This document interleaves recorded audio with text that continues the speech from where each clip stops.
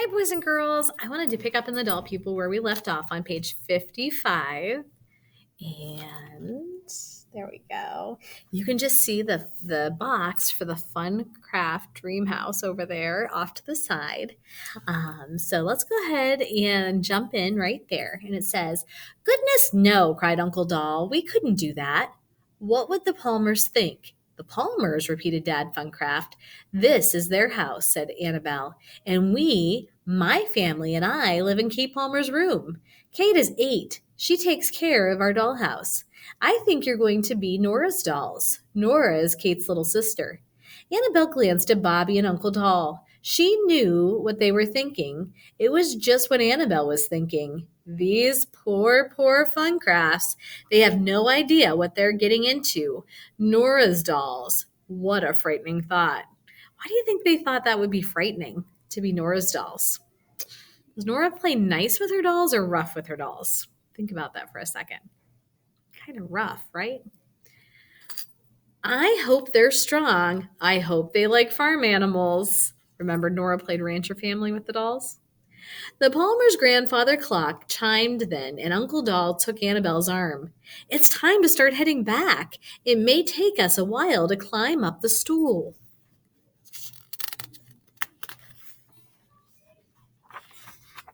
"We have to go now," Annabelle called to the Funcrafts. "Oh, froggies," said Tiffany. "You do?" "Yes, but I don't think you're going to be stuck in a box for long, and as soon as you've been unpacked and set up in Nora's room, we'll come visit you." "Promise?" said Tiffany. "Promise," said Annabelle. "We'll bring our whole family," added Bobby. "All right," said Tiffany. "It was nice to meet you," called Mom Funcraft.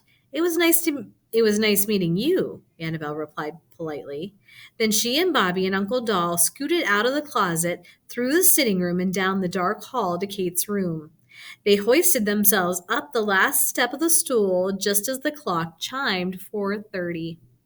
And that's the end of chapter 4. Chapter 5 begins on the next page. The Funcrafts come visiting. "Mama, Papa," said Annabelle breathlessly, "you'll never guess what we found. Oh, we have so much to tell you." "We found other dolls," exclaimed Bobby. "No, I want to tell," said Annabelle. "You can't tell everything," said Bobby. "Shh, shh," said Mama Doll softly. "I think this should wait until later in the morning when the Palmers are out." "I can't wait that long," said Annabelle desperately. Kate stirred in her bed then, flung her arm over the side, and murmured something Annabelle couldn't understand. Mama put her finger to her lips and shook her head. Why do you think Mama did that? Was she trying to send the kids a message? Like, you better be quiet or you're going to wake up Kate. What would happen if they woke Kate up? Would Annabelle and Bobby end up in doll state? I think they would. Mama put her finger to her lips and shook her head. Then she pointed upstairs. "Places, everyone," thought Annabelle, and she headed for her bed, since Kate had carefully tucked the dolls into bed the night before. Hours later, when the last of the Palmers had left the house, Annabelle sprang out of her bed. "Okay," she called. "Family meeting. Bobby and Uncle Doll, I want to tell you what we found." The dolls gathered in the kitchen, baby Betsy propped against the icebox, her head resting just below the top. Her head resting just below the top. Have you noticed how big baby Betsy is? There's a story there. "It was so exciting," Annabelle began. "Do you know where Auntie Sarah is?" asked Nanny. "Well, no, we don't," Uncle Doll replied grimly. "But we found something fantastic," said Annabelle. "We found another family of doll house dolls." "The Funcrafts," added Bobby. "They're going to be Nora's dolls. They're in a big new box with their dream house. There's a mother and a father and a boy for Bobby, a girl for me, and a baby for baby Betsy." "And a cat," said Bobby. "Kitty Funcraft." "But it's not alive," said Uncle Doll quickly. "The Funcrafts are a birthday present for Nora," Annabelle went on. "I promised them as soon as they've been unpacked and set up in her room, we'll visit them." "All of us?" asked Nanny. "My stars, I don't believe I've been out of this house in years." "It will be okay," said Annabelle kindly. It would be nice to meet some other dolls, said Papa, if we can do it safely. We must be sure to bring them a housewarming gift, said Mamma thoughtfully. I wonder what they'll need in their new home. We can't take them something that belongs here. Why couldn't they bring them something that belongs to the dolls? That's their last name, the dolls in the dollhouse. Why can't they bring them something that would belong in their dollhouse? Think about that. Would Kate maybe notice it was missing, or Nora spot it and realize it doesn't belong there? That would bring up a lot of questions. And again, that could put them in doll state. So they have to be very careful. Papa reminded her, Nora will get in trouble. Maybe we can make something, said Annabelle. We'll do it secretly at night.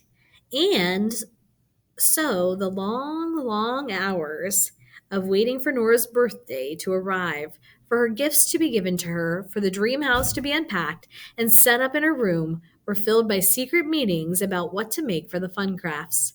Finally, Nanny suggested using scraps of paper and bits of crayons and the dolls squirreled away over the years to make a bouquet of paper flowers for the fun crafts. Early on the morning after Nora's birthday, the bouquet was complete. Now hide everything carefully, said Nanny, surveying the snippets of paper and the shavings of crayons strewn across the kitchen table. Annabelle and Bobby cleaned up while Mama arranged the flowers and tied their stems with a bit of thread. We'll take them to the fun crafts tonight, said Annabelle.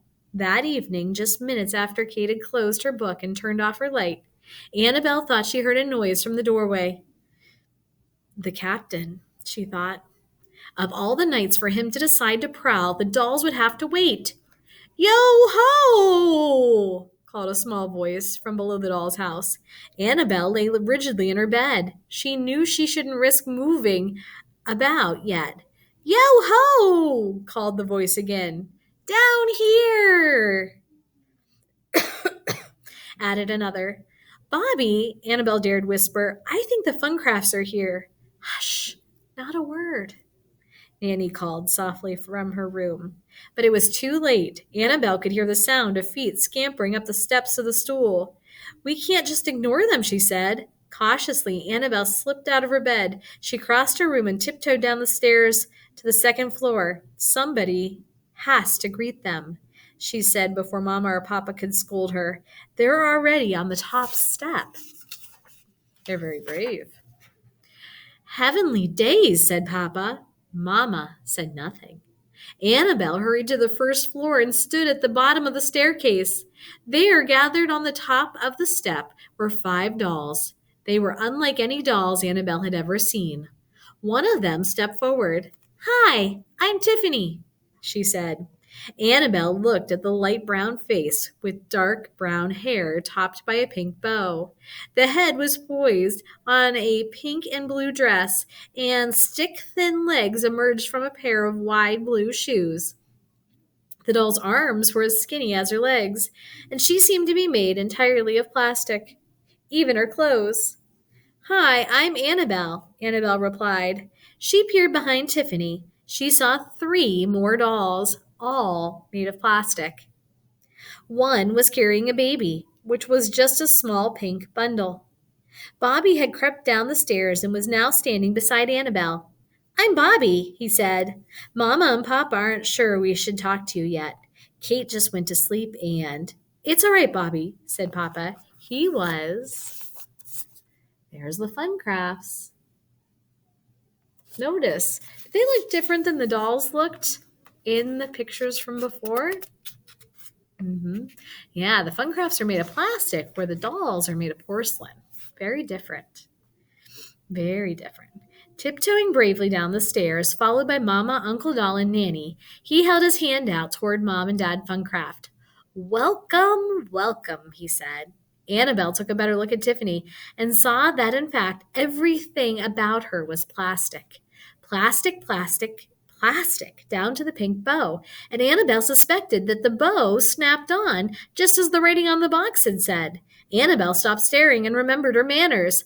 Mama, Papa, Nanny, she began. These are the fun crafts. And you must be the dolls, said the man with the red tie. I'm Dad, he added. I'm Mom, said Mama. I'm Bailey, said the boy with the red shoes. And this is baby Brittany, said Tiffany. Who takes care of the baby? Bobby wanted to know. Of baby Brittany. We all do, replied Bailey. Don't you have a nanny? No. And no auntie or uncle? No. Want to see my train? Asked Bobby. Okay. Bailey followed Bobby up the stairs. Please come into our parlor, said Mama graciously to the rest of the Funcrafts. Thank you, said Dad. How quaint, said Mom. Annabelle took Tiffany by the hand. Let's go into the kitchen so we can be by ourselves. Tiffany walked around and around the kitchen, examining everything. Where's your microwave? She asked. Microwave, said Annabelle. You know, where you pretend to cook your food. You mean our stove? That's where we cook, said Annabelle, pointing. What are those things? That's a potato masher, and that's an orange squeezer, and that's a whisk. Boy, your house is different from ours. It's over 100 years old, just like us. Question for you. So Annabelle and Tiffany are very different. Think about Annabelle made of porcelain and very breakable, and Tiffany made of plastic and very modern and not breakable. They live in very different houses. Do you think they can be friends? Are you really over 100 years old? Asked Tiffany incredulously. Yes, even though Kate decided I'm 8. Wow, I guess that's why you look so different too. Tiffany took in the lacy sleeves of the dress, the china arms and legs, the china face, the blush on Annabelle's cheeks, and the green paint in her hair. Remember, we heard the story about how she got the green paint in her hair. Was your hair always green? She asked. No.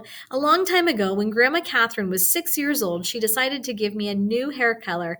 So she painted my hair green, and then her mother tried to remove it, but she couldn't get it all out. It's very punk, said Tiffany. I like it. At that moment, Annabelle heard a small commotion outside the kitchen. That's where I'm going to stop, is at the small commotion. So they have met the Funcrafts, but they're very different. Please send the following students to door